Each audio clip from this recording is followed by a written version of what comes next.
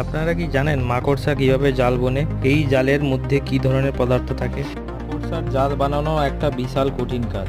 সব মাকড়সারই স্পিনিং বা তাঁত গ্রন্থি। মাকড়সা তা দিয়ে সুতা তৈরি ও সেই সুতা দিয়ে জাল বোনে। স্পিনিং গ্রন্থি থেকে এক ধরনের নিঃসৃত পদার্থ থাকে, রেশম তৈরি হয়। স্পিনিং গ্রন্থির মধ্যে রেশম রস থাকে জলের মতন দ্রবণীয় তরল আকারে, কিন্তু যখনই তা বাইরে আসে সুতা তৈরি হয়ে যায়।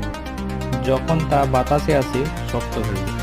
ওই জালে যে পদার্থ থাকে তা হলো প্রধানত কিছু অ্যামিনো অ্যাসিড সমৃদ্ধ উপাদান দ্বারা গঠিত। বিশেষত 50 থেকে 60% এই উপাদানই থাকে ভ্যালিন, গ্লাইসিন, সেরিন ইত্যাদি অ্যামাইনো অ্যাসিড। মাকড়সার জাল কেন বনে? সব জালের মুখ্য উদ্দেশ্য থাকে শিকার ধরা, দ্বিতীয়ত বিশ্রাম ও বসবাস। জালের মাঝখানে মেয়ে মাকড়সা থাকে আর কিরানা বা পরিধির দিকে থাকে পুরুষ মাকড়সা।